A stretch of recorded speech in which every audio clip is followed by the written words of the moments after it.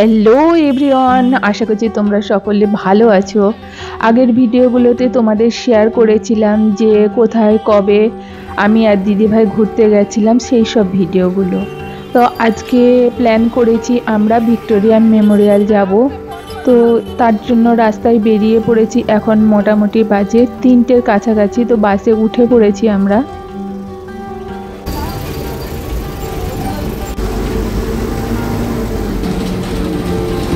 আমার জিজু আর ছেলে ওরা আসছে বাইকে, আর আমি আর দিদিভাই বাসে এসেছি।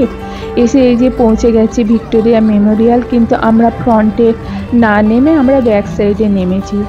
তো ওরা আসছে আর আমরা এখানে একটু ওয়েট করি ওদের জন্য।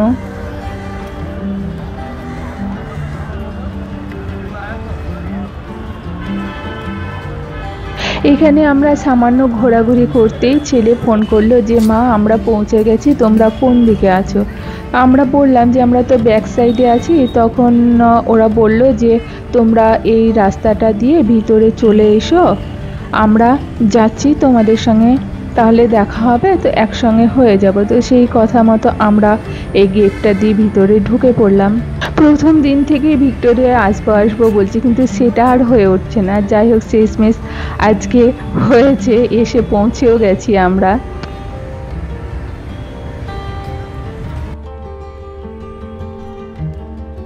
বেলা আর খুব বেশি নেই, কিছুক্ষণের মধ্যেই সন্ধ্যা নেমে আসবে।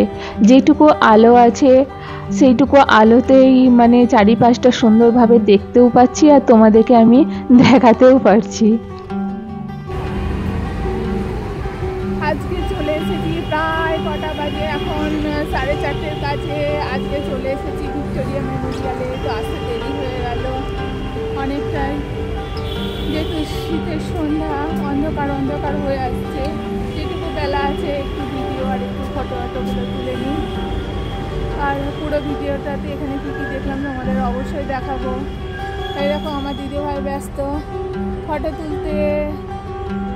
আর এই যে পিছনে লোকেশনটা দেখা যাচ্ছে।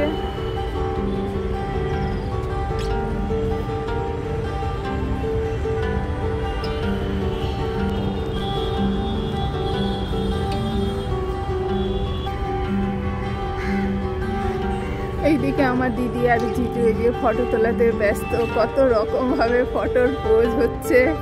লেগে গেছে অন্ধকার, একদম পুরোপুরি অন্ধকার হয়ে এলো প্রায়।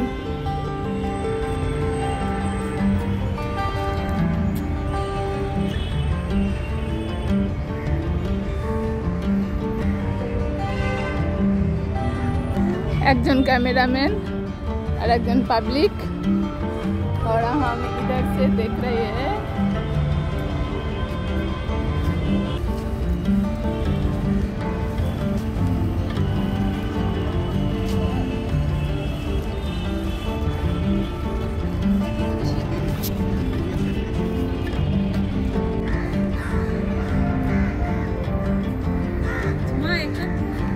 ভিক্টোরিয়া মেমোরিয়াল দেখা কিন্তু আমার এই প্রথমবার না, অগুন্তি, মানে আমার কোনো হিসাবই নেই। অনেক ছোট থেকে এখানে আসা হয়, আর দিদি ভাইরা যতদিন কলকাতায় আছে ততদিন তো আসলে এখানে ওখানে ঘোরা হয়, তার মধ্যে এটা আছে। তো প্রথম দিন থেকেই বলছিলাম আসবো, আসা হচ্ছিল না। তো আজকে সেই বলে না বিড়ালের ভাগে শিখে ছিঁড়েছে, তো আজকে সেই শিখে ছিঁড়েছে। আর দেখো চারিপাশের মানে অন্ধকার অন্ধকার নেমে আসছে, কালারটা কেমন একটা গোলাপি গোলাপি কালার, সুন্দর লাগছে। আর এখানে আশেপাশে গাছগুলোতেও সুন্দরভাবে ফুলগুলো ফুটে উঠেছে। শীত পড়তে পড়তে এইসব গাছগুলোতে সুন্দরভাবে ফুলে ভরে ওঠে, তাই না?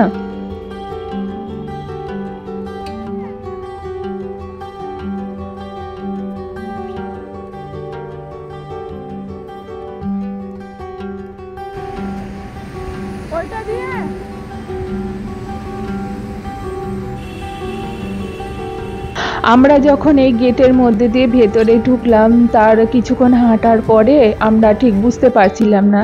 তো আমার জিজু আসলো আমাদের খুঁজতে, আর জিজুর সঙ্গে আমরা হেঁটে চলেছি সামনের দিকে। আর আমার ছেলে আসেনি, কারণ কি বলো তো, ওকে একটা গাছতলাতে বসিয়ে, বাইকটা আছে ওখানে, বাইকটার সামনে ওকে বসিয়ে ধুয়ে আমার জিজু এসেছে আমাদেরকে নিতে। আমার ছেলে বাইকের কাছে বসে আছে। এইবার আমরা ওই দিকটায় যাচ্ছি।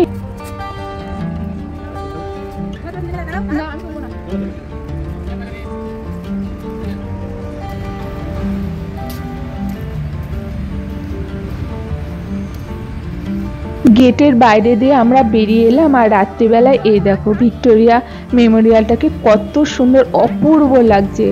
যে কলকাতার রানী বলে না, সে সত্যিই নামটা যেন সার্থক হয়েছে। আর ঠিক এর অপোজিটেই আছে গড়ের মাঠ, আর ওখানে একটা বিশাল বড় গাছ আছে, ওই গাছতলাতেই আমার ছেলে বসে আছে। আমরা এই যে 1 পা 2 পা করে হেঁটে হেঁটে যাচ্ছি ওখানেই। हाड़ में जाए तो 20 रुपया, काप में जाए तो 7 रुपया। कौन सा में पिए? पहले काप में ही पियेंगे। छोटा दे दो। हम আমি দিয়ে দিচ্ছি। হ্যাঁ 3-4 হ্যাঁ बिस्कुट लेगा, बिस्कुट लेगा। आता है, হ্যাঁ রাখেন এখানে। आता है, रखा है। আমার ছেলে ফটো তোলা ভিডিও করা একদম পছন্দ করে না, সেই নিয়ে ওর সঙ্গে আমার রাগারাগি হচ্ছিল। এই জন্য এই ভিডিওটাতে ওকে ভীষণই কম দেখতে পারবে। আর চায়ের সঙ্গে চলে এসেছে বিস্কুট, তার সঙ্গে একটা মুড়মুড়ে কিছু বিস্কুট ছিল যেটা খেতে ভীষণ ভালো ছিল। আর জাস্ট তার ঠিক পরে এসেছিল পাপড়ি চাট। আর তোমাদেরকে বলে রাখি যে মানে আমি যেখানেই যাই বাইরে যদি কিছু খাওয়া দাওয়া করি তো একমাত্র ওই পাপড়ি চাটটাই খাই, অন্য কিছু সেরকম খাওয়া হয় না। আর এখানকার পাপড়ি চাটটা যে কি ভীষণ ভালো ছিল, একটা মিষ্টি মিষ্টি ফ্লেভার, ভীষণ সুন্দর। তো একবার পাপড়ি চাটটা খাওয়ার পরে আবার সেকেন্ডবার আবার অর্ডার করা হয়েছিল। তো সকলে মিলে খুব আনন্দ করে আমরা পাপড়ি চাটগুলো খেয়েছি। ওটা বলছি আবার বিয়ের পোস্টারও টাঙানো থাকে সঙ্গে সঙ্গে, করলে হয়ে যাবে ওগুলো। এই যে এখানে ঘোড়ার পিঠে করে সবাই চলছে গড়ের মাঠে। আমাদের ওখানেও বসার কথা ছিল, কিন্তু একদম অন্ধকার অন্ধকার হয়ে আছে, চারিদিকে নোংরা, তাই আর ওখানে যেতে ইচ্ছে করলো না। তাই আমরাও এই গাছতলাতে সুন্দরভাবে বাঁধানো আছে ওখানে আমরা বসেছিলাম। তো ওখানে চা খাওয়া হলো, পাপড়ি চাট খাওয়া হলো, তারপরে আমরা এই যে হাঁটতে হাঁটতে চলেছি ভিক্টোরিয়ার সামনে।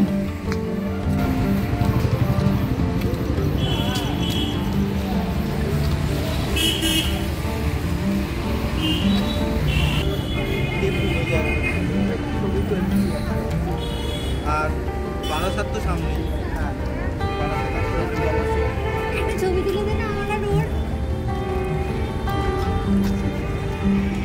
ফ্রন্টে আসতে আসতে আমাদের এতটাই দেরি হয়ে গেছে যে ওখানকার গেট একেবারে পুরোপুরি বন্ধ করে দিয়েছে, আর ভেতরে যারা ছিল তাদেরকে বাইরে মানে বের করে দিয়েছে, ওনাদের টাইম পুরোপুরি শেষ। তাই আজকাল ভেতরে আমাদের ঢোকা হলো না। তাই বাইরে দাঁড়িয়ে একটু ফটো ভিডিও তুলে নিলাম। আর এখানে কি বলতো কতগুলো ছেলে মেয়ে ভিডিও শ্যুট করছিল। আমাদের তো অন্ধকারে সেই রকম ফটো ভালো আসছিল না, তো ওরা যেহেতু ভিডিও শ্যুট করছিল ওদের আলোতে আমাদেরও একটু হেল্প হলো।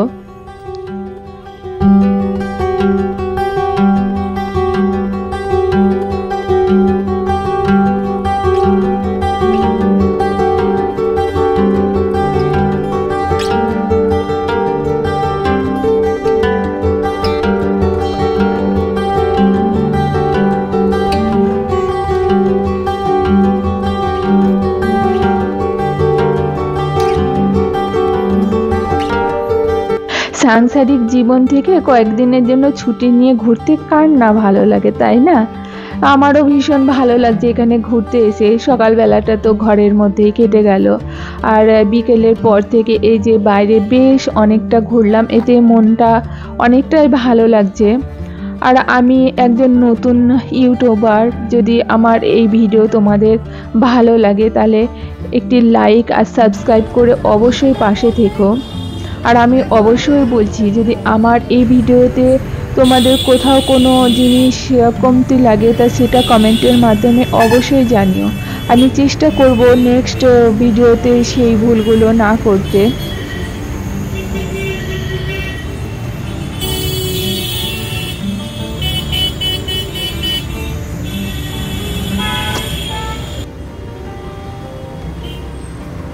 ওখানের পর্ব শেষ করে আমরা ওখান থেকে বেরিয়ে এসেছি, এবার রাস্তাতে হাঁটছি।